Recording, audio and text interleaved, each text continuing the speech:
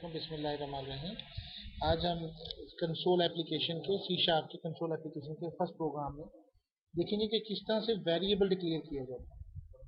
अब वेरिएबल के अंदर दो चीज़ें आपने देखें, ये कुछ वेरिएबल्स हैं, जैसे ही आप उसको लिखते हैं इस चीज़ को इंटेलिसेंस कहते हैं। अब यहाँ पे आपको नजर आएगा इंटीजर 16, 32, 64। इससे क्या मुराद है? अगर आप इंटीजर देखें, अगर आपने कुछ नहीं कहा तो ये 32 बिट होता है, साइंड इंटीजर। अगर आपने 16 लेना है तो ये 2 बिट होगा, 2 बाइट होगा। एक बाइट में 8 बिट्स होते हैं। अगर 32 देना चाहें तो it's okay, by default integer 32 ही होता है। इंटीजर 64 से मुराद 8 बाइट्स होंगे, 64 बिट, जिसको आप लॉन्ग कह सकते हैं। वैल्यूज डिफाइंड होते हैं।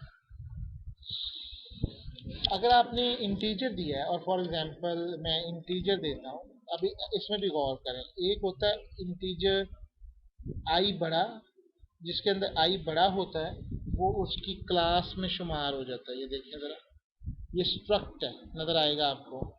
जबकि ये आपका जो आई छोटे अल्फाज में होता है इंटीजर, ये आपका बेसिकली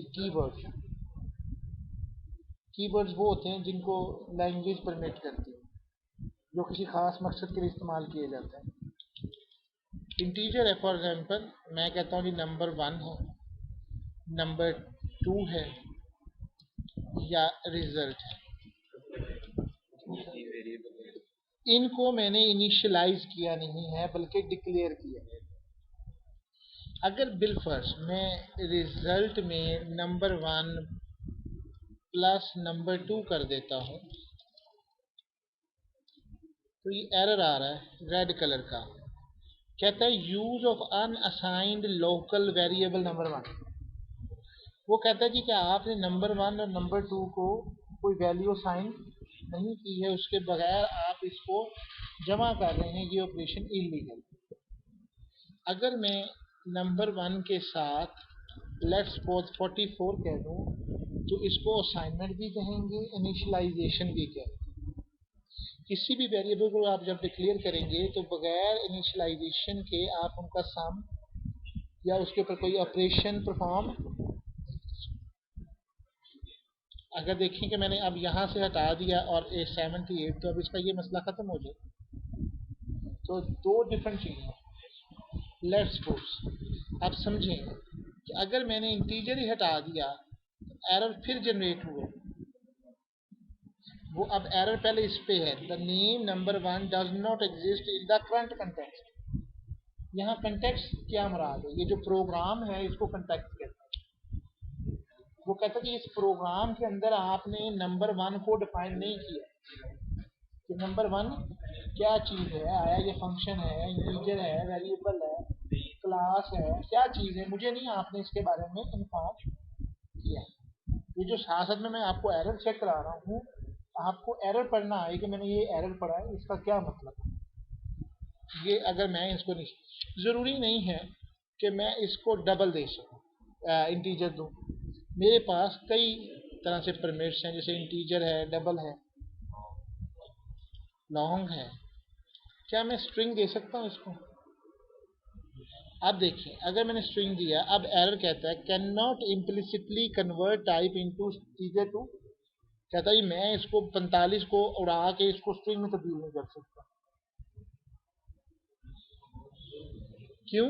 कि ये 45 जो है इस नंबर, लेकिन अगर मैं इसको 45 को डबल कोट्स कर दूंगा तो अब उसका मसला ख़त्म है। क्योंकि जब भी मैंने स्ट्रिंग देना है तो मैंने किसके अंदर देना है? डबल कोट्स के अंदर देना है।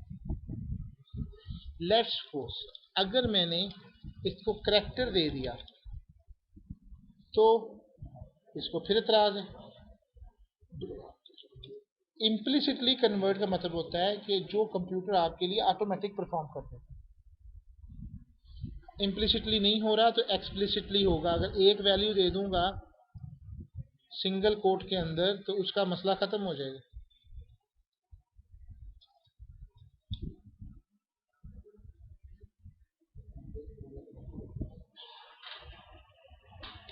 लेकिन अब इसको मसला है, वो कहता है जी मैं ये नहीं कर सकता कि मैं इन दोनों को जमा करूं और आंसर लेके are you missing a cast? ये नेक्स्ट टॉपिक कवर होंगे कि कास्टिंग क्या चीज़ है। लेकिन अभी मैं आपको जो समझा रहा हूँ वो ये है कि अगर आपने एक लाइन में अगर इनको डिक्लेयर किया है तो ये सारे करेक्टर ही होंगे। मैं ऐसा नहीं कर सकता कि इसको इंटीजर ले लूँ, एक लाइन में दो डिफरेंट टाइप्स को डिक्लेयर, मैं इसको करना चाहता हूँ इंटीजर के तौर पे, तो I need it on second line. ये कुछ रूल आपको समझ आए मेरी बात को? तो क्या चार अल्फ़ाबेट नहीं है? देखें, इसके समझने के लिए आपको आस्की टेबल की तरफ जाना होगा। आस्की टेबल जो है, आस्की टेबल क्या है? American standard coded information interchange. आपके कीबोर्ड पे आप अल्फ़ाबेट को समझते हैं सिर्फ। Alphabet is not only the thing, बल्कि आई थॉट सो, मेरे पास यहाँ पे पड़ा होगा files classes 2000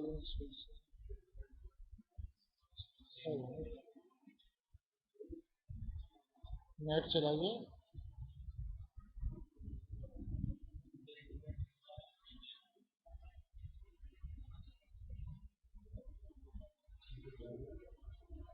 आपके नेट अभी नहीं चल रहा, नहीं तो अगर आप आस्की टेबल को गौर से देखें तो उसमें सिर्फ अल्फ़ाबेट्स नहीं होते, ये इशारिया, ये सब एक नंबर है, कोड है, 0123 का भी एक कोड है। तो everything which is ASCII table वो करेक्टर है। 0 का कोड है मेरे ख्याल में 48, 4 का है 52, ABC छोटी का भी लहदा है, बड़ी का भी लहदा है। सो इसलिए वो इसको कर रहा है, और इसी वजह से 4 और R को वो जमा भी कर रहे हैं।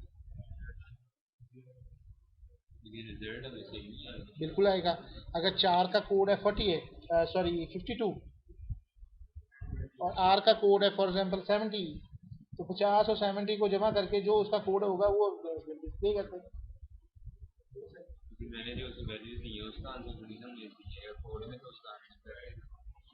अब आप देखें तो मैथ के हिसाब से कभी भी 4 जमा R तो नहीं हो सकता। ये तो नहीं हो सकता कि आप 4R मांग रहे हैं उससे।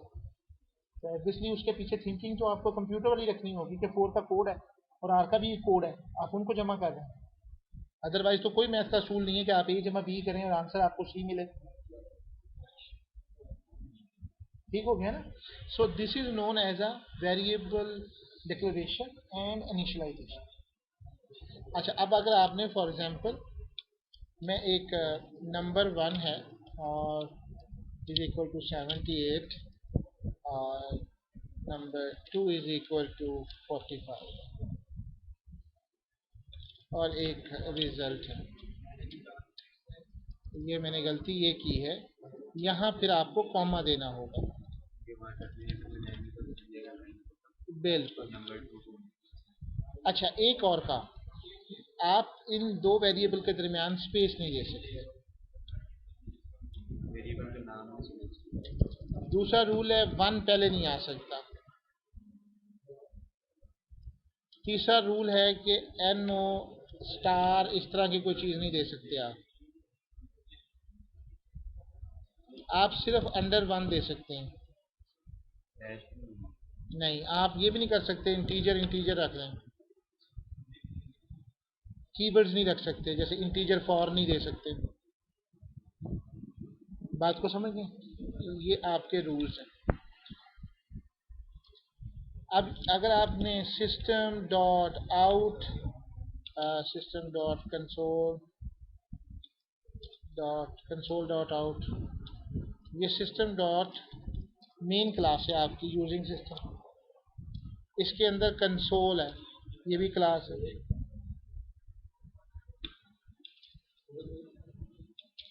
System dot console dot out dot,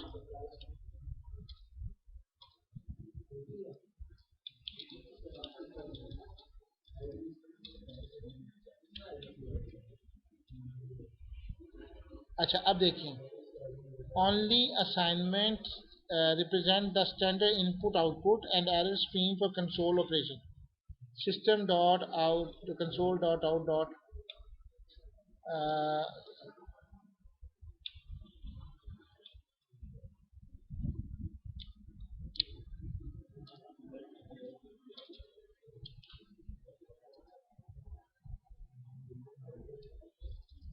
ये देखें कि जो आउट है ये basically system input output text writer console dot out के लिए।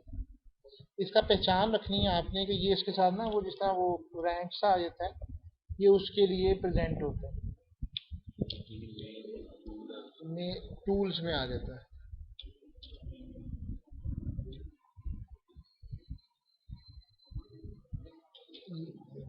डॉट राइट और डॉट राइट के आगे देखें ये एक मेथड है, टेक्स्ट राइट फॉर्मेट पार्सिंग।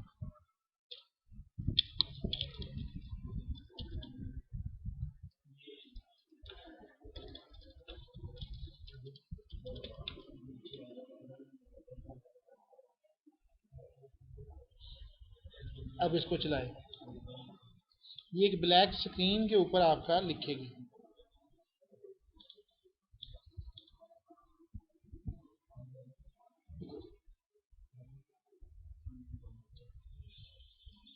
ये आएगी और चली जाएगी।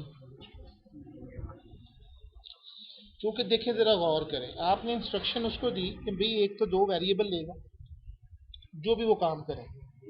आपने उसे कहा है system dot console dot out dot right, console खोले ब्लैक स्क्रीन वाला, उसके ऊपर लिखे हेलो स्टूडेंट और आपने उसको रोका ही नहीं, स्क्रीन को स्टैंड करने की कंडीशन आपने नहीं उसको दी, रोकने की कंडीशन देनी होगी। प्रोग्राम्स बेसिकली कंप्यूटर आपकी इंस्ट्रक्शंस को फॉलो करता है, इसलिए हमारी इंस्ट्रक्शन फॉलो की। अगर हम इसको रोकना चाहते हैं तो हमें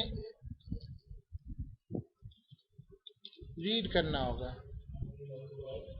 अब देखना ये क्या करता है। अब ये स्टे है, वो क्यों खड़ा है? हमने यानी वो इंतजार कर रहा है कि हम उसे कुछ दें तो वो रीड करे। लेट्स सपोज हमने कुछ दिया है, बंद हो जाएगा।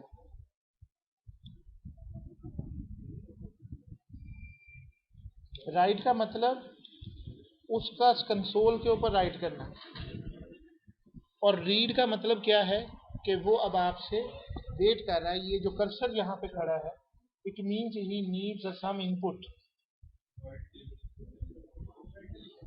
इसको आप विंडो फॉर्म में कैसे करते हैं कि आपने एक टेक्स्ट बॉक्स लिया होता है and he is waiting for it. उसमें और इसमें एक फ़र्क है, कंसोल एप्लीकेशन ये स्ट्रक्चर प्रोग्रामिंग है, लाइन बाय लाइन चलने वाली, वो आपकी ऊँट के ऊपर बनाई गई है, रिस्पॉन्सिव है, कस्टमर के इंस्ट्रक्शन पे चलती है। जबकि ये वाली एप्लीकेशंस जो हैं इसमें आपने उसको इंस्ट्रक्शंस पहले से दी हुई हैं, बस लाइन बाय लाइन। सो अगर मैं इसको डिस्प्ले कराना चाहता हूँ, लेट्स सपोज मैं कहता हूँ कि please enter the first number, enter the first number, तो ये मेरा इंतज़ार करेगा। फिर मैं इसी तरह से console dot out dot right करूँगा और उसे कहूँगा कि please enter the second number. अभी मैं ये नहीं कर रहा कि मैं इसकी वैल्यूज़ को लेके किसी वेरिएबल में स्टोर करवा रहा हूँ, ये एक बात का इशू है।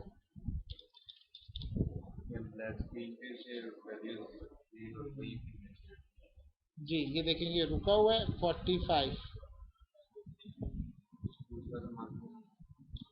दूसरा उसने क्यों नहीं मांगा?